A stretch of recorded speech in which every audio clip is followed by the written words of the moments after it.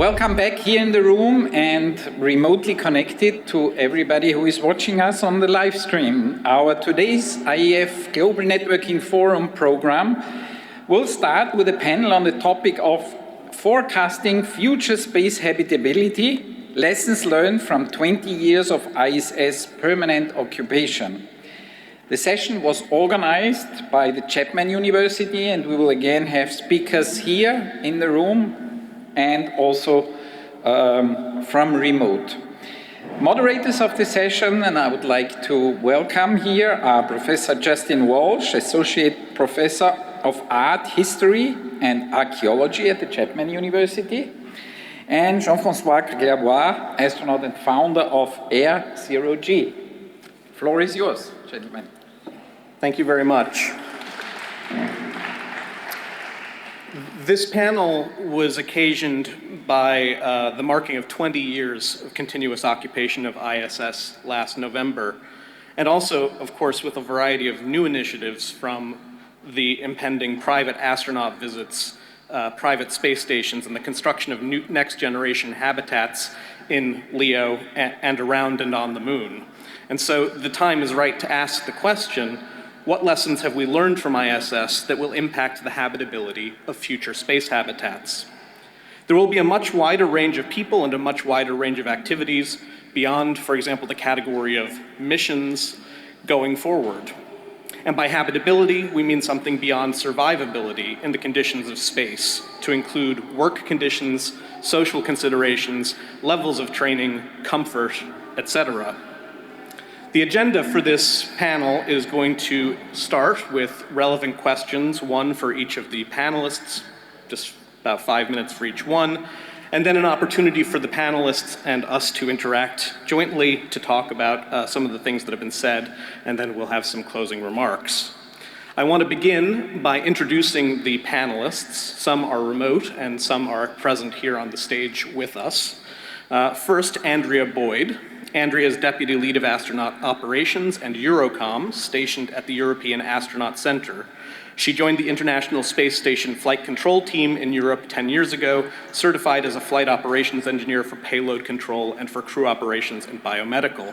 Her projects have included ISS Mission Control, Soyuz launch, USCV launch and landing, Space Food, Desert Analogs, and Capcom for NEMO 22. Octave de Gaulle designs and studies objects and environments that accompany humans in space. He measures the gap between how we imagine life in space to be and the reality of the existing installations.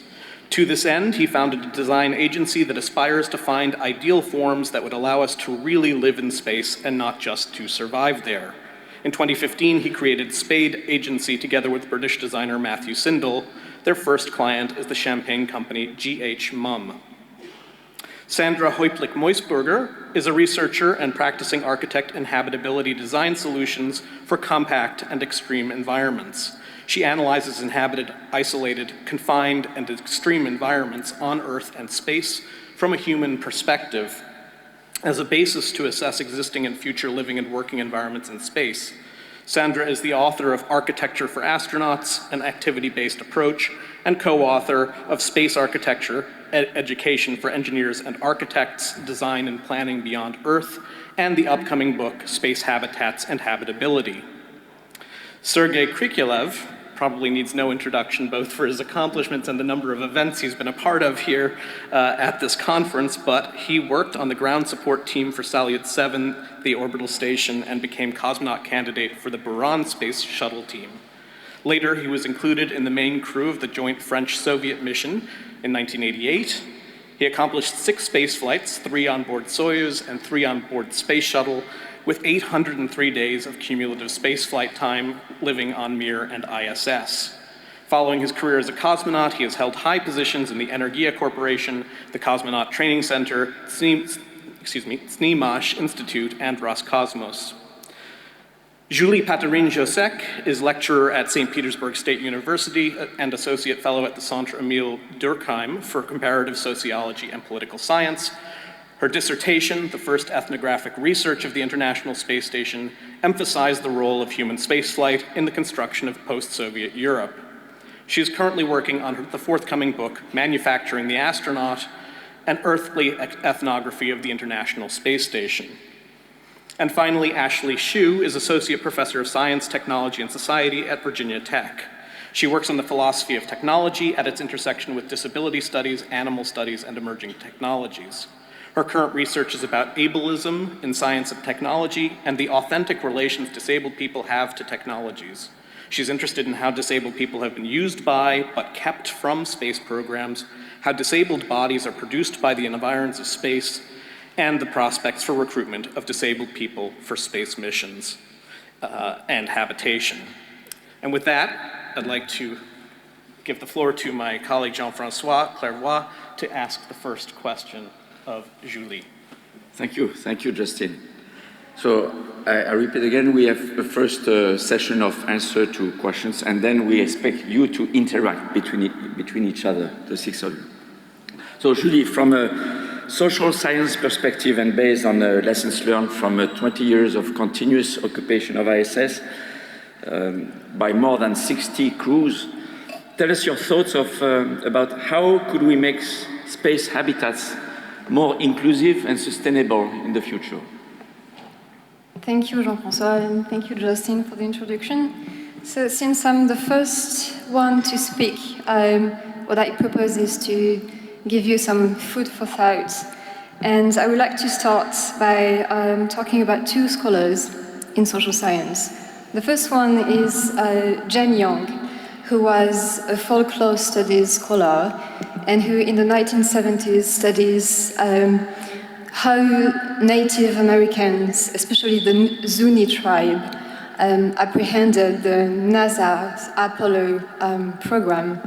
And what she emphasized is that Zunis were deeply frightened and puzzled by NASA's moon landings, simply because they had a cosmological system based on a holistic vision of the solar system, wherein the moon and the Earth were living sacred entities, and where traveling to the moon was possible in dreams and rituals, while a moon landing was conceived as disrespectful and invasive for those Native Americans.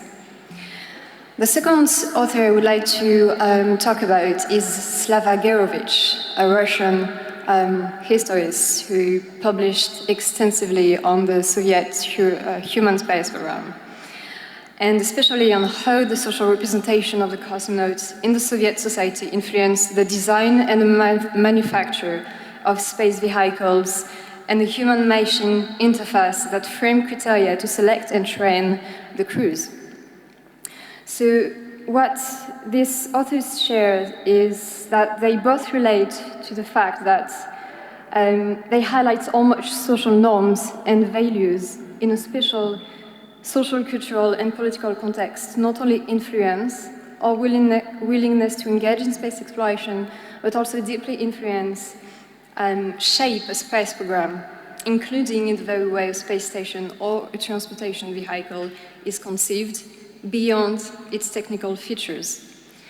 So what the ISS has been teaching us so far is, in the continuity of previous orbital structures, is that some of these values, social and cultural values, can also influence and reproduce a kind of mainstream definition of what is flight experience, what is an astronaut, according to specific standards, which are inherited from the reproduction of these norms through time. In terms of engineering and science, of course, we learn so much with the ISS, but it's also like we're kind of stuck with old habits and frameworks for when it comes to thinking daily life condition beyond the operational requirements of a space mission. So that's why you can't really separate space habitats and the profile of those who occupy them, so the criteria used to select them and the methods and standards used to train them. And sometimes those of these norms lead to kind of inconvenient design. If you think about it, why, for instance, should we reproduce tables in microgravity conditions, while other kind of frameworks, non-Western cultures, and indigenous design could help us going beyond our usual way to think working and dwelling spaces in a more holistic, innovative, and maybe practical approach. The thing is, space exploration hasn't emerged from indigenous cultures like Native Americans, obviously. It started in social contexts whose norms, values, and forms of rationality entirely framed human spaceflight so far, and the orbital structures developed to support it. So going beyond our cultural frames and against those social norms that we all have embedded since our birth by the only fact that we live in a society with other people around, is necessary to think future space habitability in a more inclusive way, meaning in a most diverse way that could embrace a plurality of systems, of beliefs, of visions of the world, and of identity. And I think we will be able to further discuss this in the collective talk afterwards. So.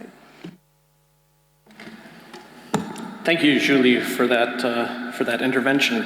The next question is for Ashley. And Ashley, I wonder, it's 4 o'clock in the morning, I think, where you are, so thank you for being with us, first of all. I wonder if you could talk a little bit about what it means for human bodies to live and age in space habitats. Yeah, so thank you so much for having me. When I was very sick and I had a leg amputation, we found that my bones in my leg had started to demineralize a bit. I had osteoporosis, and my surgeon, being a fun and kind guy, told me that my bones were just like astronaut bones. Right? It was like I had been on the International Space Station for a couple months, and that we could get that bone density back with the exercises that are tried and true there, especially as I recovered from a long illness. It's amazing to me the way in which we use space habitability in our imaginations about a lot of things. And the fact is, the stamp of disability is all over how we think about space programs. From trials of the Gallaudet 11, which was 11 deaf men who were used in US trials because these congenitally deaf men didn't experience motion sickness, so it was thought that they behaved in superior ways if we're talking about some of the rocking back and forth of getting to space, getting to the moon in the case of a lot of these trials. There's also really powerful writing by Sherry Wells Jensen about how useful blind astronauts might be. We also, in the wake of Buzz Aldrin's time on the moon, him talking about how his bipolar disorder played into, what subsequently happened to him and what the fame meant from being in his position. We see ideas about ability and disability play into who's counted as best for space, who's counted as best for space habitability. But none of those norms really apply in the same way if we're talking about different environments that we see that are very different from Earth. So many of our ideas about human superiority and who is fit for space are really centered politically and culturally in ways that don't necessarily make sense once we leave the confines of Earth. I think about the recent announcement by the European Space Agency about a feasibility study for people with lower limb deficiency, that is, people with clubfoot, amputees who are below the knee amputees, and also people with short stature who are being recruited to see if those bodies are feasible in space. I think that's perhaps the feasibility question is not a very good one. Why should we expect that disabled bodies, especially in the ways they've delimited them, should be perform any differently or any worse in space than non-disabled bodies do? There's also the announcement by SpaceX of the first person with an internal prosthesis in their next commercial spaceflight, Haley Arsenault. There's all of these sort of things that are rumbling right now around disability, but those things, have already been anticipated sort of in the seeds of how we talk about these things. And made possible by the fact that we already have these biases against who is appropriate for space to begin with. I've shared with Justin a quote I really like from Aurora Levins-Morales and Patty Byrne, that all bodies are unique and essential. All bodies are whole. All bodies have needs that must be met. We are powerful not despite the complexities of our bodies, but because of them, we move together with no body left behind. This is disability justice. And thinking and reflecting on what the previous speaker said as well, I think there have been a lot of things that have been normed in ways that are inappropriate when we're approaching new environments.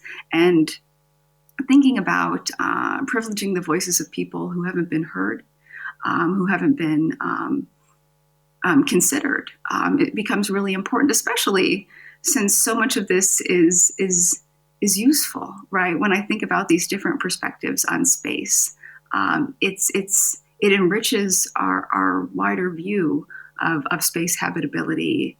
But we also need to make sure that as we do these things, we don't reinforce old colonial visions, ideas about a space race, and ideas about competitivity that just don't bear out in space environments. Like, our ideas about what is superior make no sense when we're talking about long-term habitability.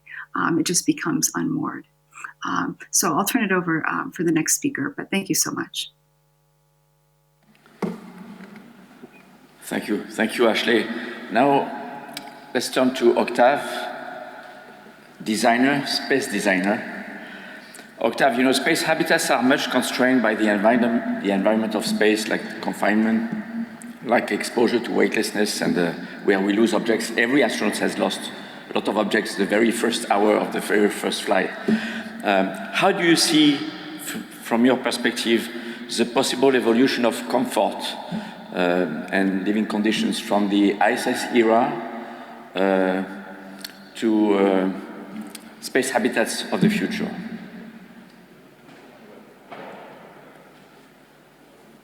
Thank you so much for this question. So it's true that as a designer, it's very interesting to observe right now how the context is going to influence the space habitats. We can say we are in a sort of a transitional phase between two very defined space era with the open possibility of long journeys and space tourism. We can already forecast that the voyagers of tomorrow are not going to be as professional or only professional as they were before. And this is a very interesting observation from my point of view, because that means that the environment will have to reach out a little bit more to their capacity and probably be more versatile and open to non-programmatic schedules. And these two factors, opening this context, are for me an opportunity to ask, is there comfort in space, and how can we install comfort in space? And for that, maybe it's necessary to remind that comfort is not a vision of luxury, as it's often described, and probably also a little bit implied by the recent proposals we have of private spacecraft.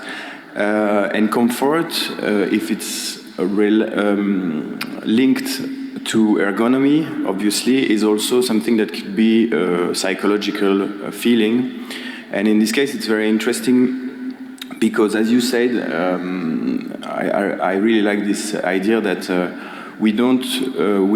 I had this experience of trying to duct tape everything in my place just to see how it feels to be an astronaut for half a day. And it's a real pain for the mind, actually, to constantly monitor every object that you have touched and to keep in your mind that the sum of all the objects you have to keep in mind. And so we can see that there are plenty of open ways to generate comfort on this particular situation. So obviously microgravity, but also confinement. We are all a bit more familiar with the idea of confinement right now, and there are observable situations like in submarines where we can actually see what is made for a confined area. But to answer this question on where it is going to go, I think two leads are possible to consider today. First, designers like me see microgravity not as a constraint, which is often the way of the engineer way of seeing microgravity is as a problem you will find a solution to. For me, and I think that's a bit the designer's way of thinking, microgravity can be an opportunity for good design. It can be the source of a new ergonomics that is tailor-made for space, obviously. And that is actually a very, that opens a field for product design that is sort of an Eldorado, which means how can you lean on 2,000 years of product manufacturing, let's say, more or less, and yet envision a new set of rules that can actually give that can actually create solutions from that background on, but with a complete new set of rules. And maybe to conclude on this, I am probably the only product designer here, not coming from a scientific background, and I think we've been talking a lot of these topics since I follow the lectures here. There is probably a path in which people from outside of the space education have something to bring to the table in this case, and have something different to bring to the table. Thank you very much. Thank you, Octave. And following along on this question of design, I think Sandra's an excellent person to talk about this. Sandra, you know, when we're talking about designing space habitats, there's always an attempt to optimize or create something that's going to really suit particular aspects of the mission, but maybe not the people. That might be an issue. Do you think that there is, first of all, a best fit person for space missions? If that's true, what would be the criteria, and what would be the perfect habitat then to construct for people living in space? Thank you, Justin, for this answer. Before I answer this question, I would like to shortly talk about norms and standards, as they have been mentioned by Ashley and Octave so well, and also Julie. Of course, we do need norms and standards as in our society. They are relevant for, you know, to have a framework for our living work. It's also needed for the design of complex technical machines, facilities in terms of interfaces. But the thing is, it has to be in balance. If you have too much norms and standards, it can, on one side, also totally stop an activity. I remember that I've talked to Apollo astronaut Harrison Schmitt, and he really told me that they did not have very detailed protocols while they were out on the lunar surface. And he emphasized that, he said, don't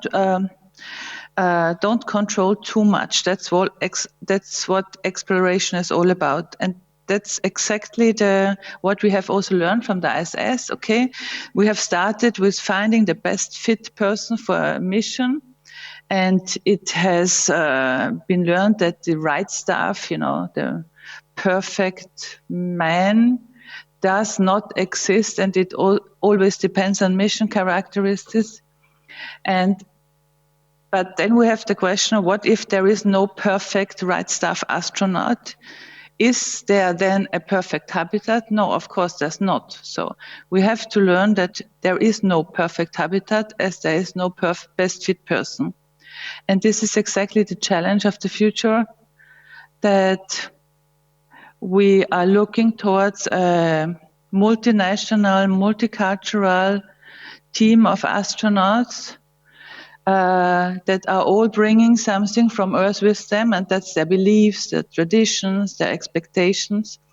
It's interesting to see that these cannot be changed maybe they cannot change that all, and sometimes at least not very fast.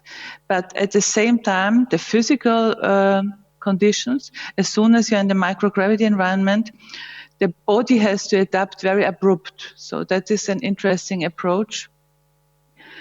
Something else that is also a very relevant topic for the habitat design is that as soon as you're there, you don't have the same what you're used to on Earth. So many of the resources we have here are not there, and we have to make do either with less or without it, or we have to substitute what is there. So we start with space. We don't have enough space. There is limitations and cost in fabrication, in coordination of the space, and it changes. That is also what we have learned from ISS. It changes over long term and with the number of people. And I think that probably Sergei Krikalev and Jean-François Clairvoyant would agree with me that privacy, for example, or the need for privacy increases with time, but at the same time, social space increases with time. So that is an interesting thing. So we don't have enough time and we need more space with time. So how can we deal with that? An interesting approach has been from an astronaut that I talked to. It was Jean-Pierre Hennieret. When I interviewed him, I asked him what he had done in his free time. And he told me what he had done. And then I asked him what the others, his colleagues, had done. And he told me that he doesn't know.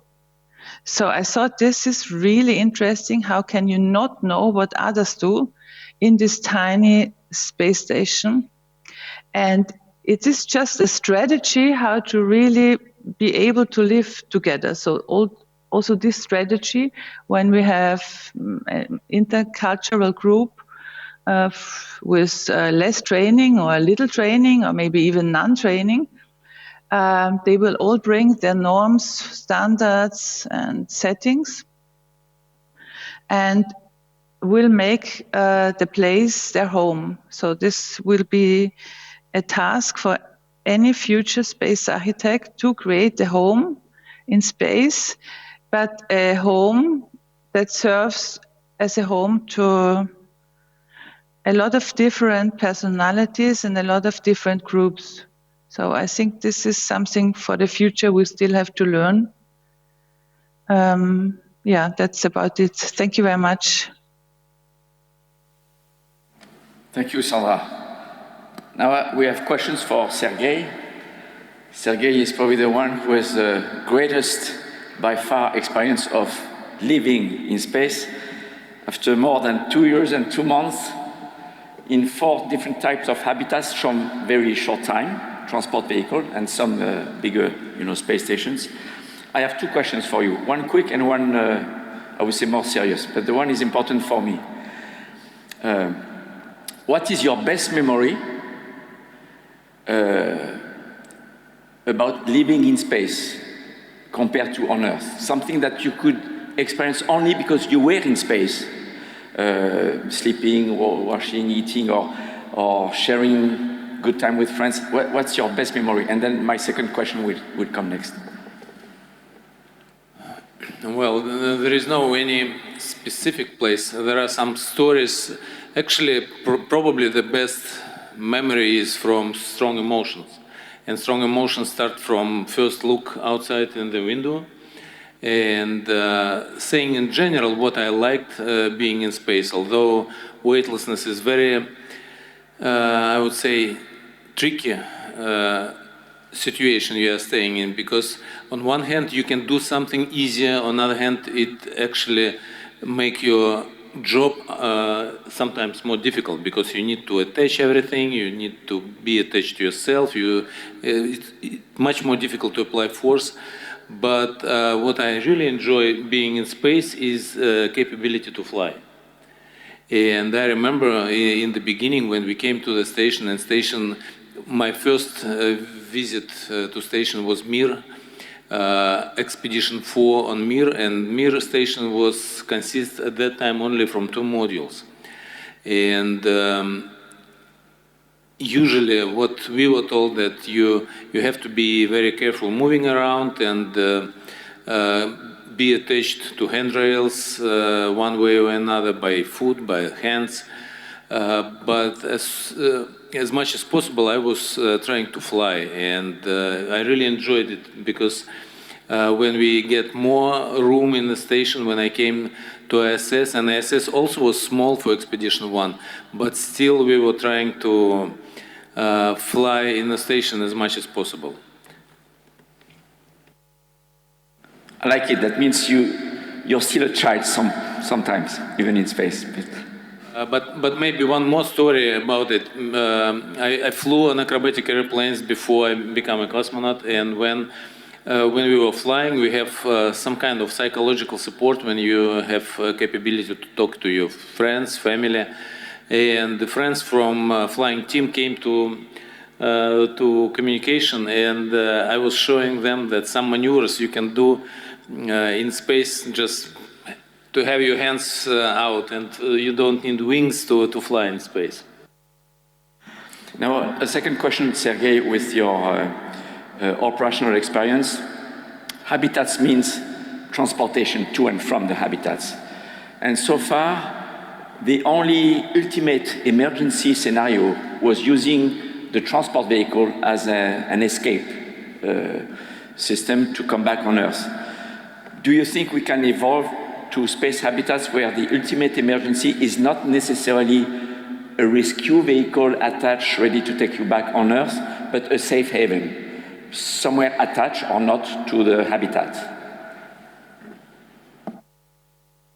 Yes, I think we will evolve to this, and actually we are already in this situation because, as probably you know, in our emergency procedures, if you have a leak on the station, the procedure said you check your return vehicle first, and then you return to station and try to save as much station as possible. So basically, even if you have leak on the station, if you are able to close hatches and save some room on the station, you don't need to return back. You can stay on the station and keep flying. I think if we go further out from low Earth orbit, when we have more difficulty to return back, this is already kind of mixture of this scenario you mentioned, and further we move from Earth, the more safe haven will play an important role. I think if something goes wrong, we will try to save ourselves, to save equipment, to save facility, and if crew is still in danger, we will try to return back if it is possible. So maybe a new habitation for moon orbit, for moon surface, need to be done in such a way that people can save ourselves in case of emergency right there. Thank you, Sergey. Now for a perspective from the flight control side of things. Andrea, habitability in space involves lots and lots of different operational aspects, including even just basic aspects of life like drinking water, performing hygiene, organizing time. How do you see operational aspects having been developed or maybe even been optimized over your time in flight control? And can we make operations less constraining as a component of life on board a space habitat based on the ISS, your experience? Yeah, certainly. Well, firstly, if you had astronauts like Sergey more often, he might not remember, but one of the first times I worked with him on an activity on orbit, he started a little bit early, but he was so efficient we actually finished 5 minutes before it was even scheduled on the timeline. So on ISS, we're constantly chasing this timeline and the hard scheduled operations that we have every day on board. So on the ISS, we have the most amazing planning teams that produce an incredibly optimized timeline. Houston, Huntsville, Munich, Moscow, Scuba each have planning teams for all of the different activities, science, maintenance, engineering that we need to do on board. And then the planning and integration teams all constantly speak to each other as well to integrate all of those together regularly. And only a tiny fraction, of course, of humans who are working on the International Space Station actually go to space. So we have large dedicated teams of engineers, scientists, technicians, support personnel are making spaceflight possible all across, Europe, Russia, Japan, Canada, and the United States for ISS. And since its main construction completion 10 years ago, we've really been able to focus this timeline on science and fully utilizing the European, Russian, American, and Japanese orbital science laboratories. So we've got, a big picture plan that's around 2 years, then a 1 year bigger plan, and then we've got a 6-month plan of exactly what experiments we're going to be doing per increment, we call it. Then the monthly look ahead, which is more detailed, and it has exactly which days different activities are on. And then the weekly look ahead. And then when it comes to console and real time, every single day we do a timeline review of 7 days ahead, 3 days ahead, and 1 day ahead. So every single day is incredibly optimized. It's more than triple checked by all of the experts. And additionally, our planning teams make slip plans as backups for big events like visiting vehicles in case of delays. So then we can quickly switch to the alternate plan if required. And these activities are usually hard scheduled or sometimes hard scheduled in a sequence. However, so there are some that are flexible, and then crew can complete those as they see best within their workday. Crew work around 12 hours Monday to Friday, as well as having a bigger cleaning schedule on the Saturdays that's shared, and then have just 1 day off per week on Sundays. And that includes things like the private family video conference. Although these days we also have an IP phone, we have email, we have a lot more actually connectivity to the ground that crew can do spontaneously when they like. And then in addition, we have taskless activities, which are also like flexible activities, but the crew can pick them up and do themselves at any time. And then when astronauts aren't on mission to the ISS, they can also participate in major Earth analogues. So things like Aquarius Nemo underwater habitat in the US, Next Sirius isolation habitat in Russia, Caves Pangaea underground and surface geological exploration across Europe. And these programs have quite a different timeline structure. So some even have a dedicated software that allows crew more autonomy to move things around in real time. Then you have Mars analogues like OEVF Amity in extreme remote deserts with the Mission Support Center. And notice that's MSC, not MCC anymore. So definitely support, not control, that do full Mars time delay. And that means they use a 3-day in advance rolling planning because there's no possibility for real-time communications, and crew have almost full autonomy to work their schedule and provide feedback that gets transmitted during crew sleep and then integrated as needed into the plan for 3 days' time. So for future crew missions, we're going to be working certainly with mission support rather than mission control, much higher crew autonomy in the future. And a huge factor, as mentioned by all of our panelists, for future exploration and space habitation is crew health. So at the moment on ISS, we schedule 2.5 hours exercise blocks, half cardio and half resistive exercise on ARED, the Advanced Resistive Exercise Device. And this is essential to ensure that humans can return to 1G. Human bodies are great at adapting to different environments, but if you want to come back down to Earth again, you need these exercise countermeasures. So what's our two biggest limits in living outside Earth's magnetosphere? It's radiation and bone loading for the osteoblast and osteoclast modeling cycle. So together with radiation protection, bone metabolism is the most important factor when then designing crew health systems for long duration flights. ARED that we have on ISS, it's excellent, but it's big. The treadmills, the two that we have on ISS, they're excellent as well, but they're big. The ISS bicycles are more compact, but they mostly assist with cardio and not with the bone loading. So for Gateway, for future LEO, for Moon and beyond, we're going to need smaller exercise devices because all of these habitats, as mentioned, are going to be smaller and quite different in design compared to the ISS. So in Europe, we've actually built and we'll send soon to the ISS E4D. It's the European Exploration Enhanced Exercise Device, for example. So this combines cycling, rowing, rope pulling, and around 30 other different weight training exercises in one piece of machinery, which gives a broader exercise flexibility for crew in their daily training in space. And it's physically quite small. So it's going to be necessary to have more effective and smaller multi-purpose devices like this when we're looking at going forward for future habitats. Thank you. Much, Andrea, and what a range of perspectives we had there, but still a lot of, I think, cross-pollination of topics. Sergey, it looked like you wanted to respond to something, and then we can continue the discussion. Just probably a little bit add from my own experience, because I was working in mission control several years before I flew in space and between my flights. Several times I heard the term that very well optimized plan done on the ground. But with experience of flying, we start to understand how rigid is this plan and what is really rigid, what can be flexible. And although ground is optimizing as much as possible using this knowledge they have on the ground, in space, with experience, I know that this specific activity should be done precisely at this time what ground scheduled for me, but this activity can be moved a little bit. And that allow crew on orbit be a little bit more flexible and maybe be even more efficient, because we can use latest information. For example, I can do exercise and I know that I will fly over some things I was trying to make a picture of for a long time, and it was covered with cloud, or we were flying with wrong lighting conditions. So I can stop, do a couple pictures, and then return back to exercise. Although on the ground it looked like continuous timeline for exercise only. So flexibility for the crew is also important, and it probably come with experience and also can be shared with new cosmonaut, new astronauts using experience of flown astronauts at that time.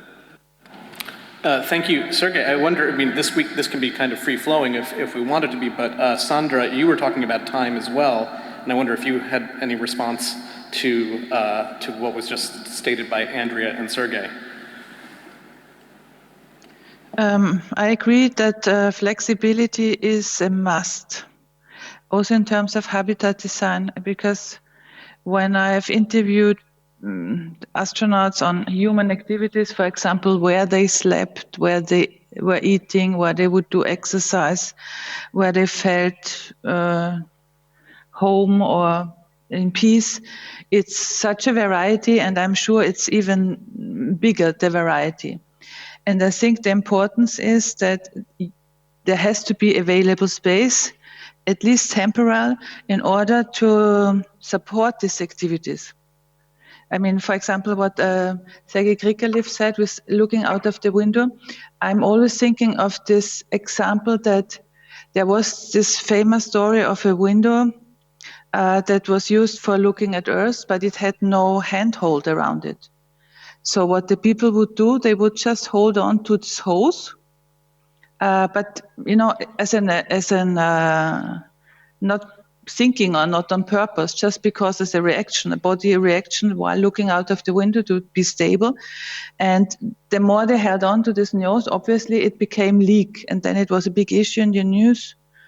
It happened already 10 years ago, but I think this is a good example that you cannot engineer a space where people live and work. You need to include empty space, probably. This also refers to the issue of storage. You know, storage adds up with time, and at the moment at the beginning you have this clean-looking, fancy module, and after 10 years it's cluttered with everything. So flexibility is a key issue. I agree with that. Too about design and space and things like that. Yes, thank you very much, and thank you for this, because it's true that probably the fact that the environments are overcrowded is something that science fiction failed to represent, and is a big surprise for everyone. No, I wanted to actually to react to Ashley's presentation, because from my perspective, I also think that bodies are going to be, or are possibly, a way to rethink space habitats. We can see the history of spacecraft going, if I may say, outside in, so from the very beginning, from ballistics concerns, and with the famous Mercury episode where there are no windows and control, and the more we go, the more we can, the more I think the design will come from the inside and not from necessarily ballistic or outside engineer problems, but from opportunities from the bodies and from the people, the crew that is inside. And so I wanted to react because probably now that when conceiving an object, you have the NASA standards that gives you how much pressure can a left thumb of an astronaut apply, and we have the feeling that since everything has been quantified to the 10th percentile, you have a vision of a body and how it should be. And I think we fail probably the idea that the body is a sensitive, very porous, generative of emotion, and as actually there's a lot of understanding the body that escapes from that normative description of bodies. And I wondered if that's something that Ashley would be interested into reacting. Oh, I really like how you've put that about outside in and inside out, about what we're planning for, constraining based on designing the outside first when it comes to different space habitable objects. I think there's been, for so long, a certain assumption about who has the right stuff, as it was put by an earlier speaker. And we have such narrow ideas about what bodies are good bodies to have. I am so excited about the ESA feasibility study. In fact, because we might be able to consider a larger range of bodies. But for me, the fact that we've always defaulted in the way we have, and defaulting, that was broken a little bit when women were cosmonauts and astronauts and became that as well. But the initial inclination to exclude particular types of bodies as inappropriate doesn't make any sense, especially when we're talking about, smaller areas that a person might have to inhabit. Why aren't we recruiting smaller people if we have smaller spaces, if that is what we are planning for? I just, I think about all the types of disabled people who have been excluded a priori, who might actually have, better stuff, to use a term that was related to the right stuff, when it comes to fitting into smaller spaces, when it means, smaller bodies have lower lung capacity, right? So in terms of just using up oxygen in a space, there are reasons to think that there are types of disabled people that would fare better and would add value to missions who have been historically excluded just because of inbuilt biases that we have culturally about which bodies count as good and which ones would perform best, right? Our performance are Earth standard performance standards, and those don't have the same meaning outside of Earth. Julie, please. Yeah, thank you. Just to follow up on a few things, because I obviously agree with everything everyone just said. First, about, hearing everyone's remark, I feel like there are two main dimensions that we might want to consider for future space habitability. It's structures which could be both modulable and also kind of more integrative systems in the sort of, if you're looking to diversify crews in terms of body standards, for instance, you might also want to reflect on how you have to change the way space missions are managed from an operational point of view related to how the structure of space stations or transportation vehicles are also thought, again, in a more integrative way. So this gets back to this idea of relationship between the direct environment wherein we live and bodies, which is also a topic I'm very interested in as a social scientist, because part of my work was also to look at so the flight experience about the space station, and to sort of try to develop a phenomenology of flight experience, meaning, for instance, how this direct environment influences self-identity buildings, affects this kind of collective or individual social processes deeply related to bodies, how those bodies are trained, and according to what kind of standards, and so on. The second point, and I directly follow up on what Ashley just said, about the right stuff, because again, everything is deeply interconnected here. So there is also, I think, an important dimension that we need to consider. It's the social history of human spaceflight, in the sense that, of course, we have standards, we have a certain definition of the right stuff, related to those standards, related to the methods developed to train this right stuff. But we also need to consider that this definition of efficient body, this definition of efficiency, of course, there are operational requirements and technical reasons to that, but it's also a kind of social and historical construction, in the sense that, again, you have some norms of definition, for instance, of efficiency, that are reproduced through time, reproduced through the history of human spaceflight. And the longer those standards are reproduced through time, the more difficult it is to take some distance and find new kind of solutions, I'll say. Thank you, Julie. It reminds me, this discussion, one anecdote. I remember I was watching the Earth through the window, floating, and at some point, I couldn't feel my body anymore, and it came to the point I forgot I had a body. I looked down, oh, I have legs. I'd forgotten. It was really strange. But now to conclude, I would like to ask each of you one question. The answer is only one word. If you were given the opportunity to fly, let's say 2 or 3 weeks, long enough to enjoy space, in one of the space stations that have been occupied in space in history, Skylab, Salyut, Mir, space station, what would be your choice? Mir station. Julie?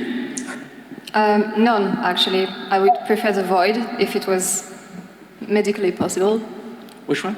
I would prefer none of them, actually, okay. the void, if it was medically possible. Okay, that's a good answer. Obviously Skylab. Skylab. Big marvel of design. No, but short history, but the only spacecraft I know that was really designed by a designer from that field of study. Ashley? I like the International Space Station because of the collaboration that goes on there, and the sort of things that have been learned by longer terms in space.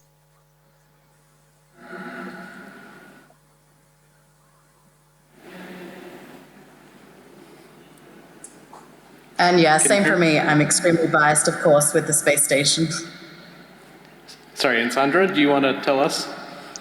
Yes, I would choose the Salyut station because I would love to try the shower, and I would love to see all the many greenhouses there at the same time, and the experiments they did with the plants.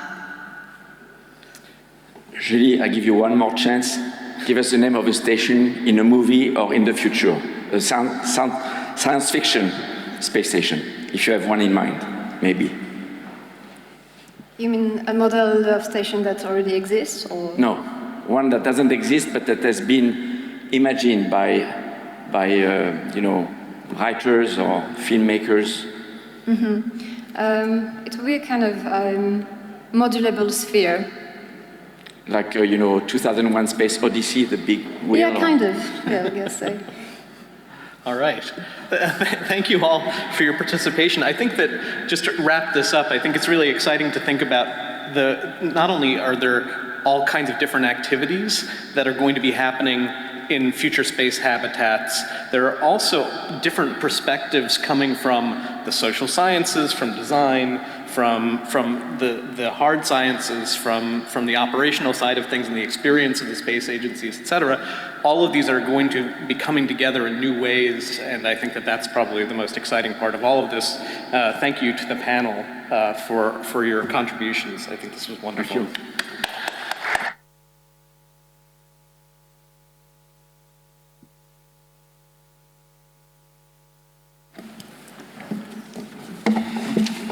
A big thanks to the two moderators who were also the organizers of this plenary. Most interesting topic. Thanks a lot, Professor Walsh and Jean-François. And of course, a big thanks again to the captivating speakers. Thank you. We will continue here just in a few moments with our next GNF panel. It will see many of our distinguished astronauts on stage here. Just give us a few moments to reset the stage and get the speakers here. Thank you.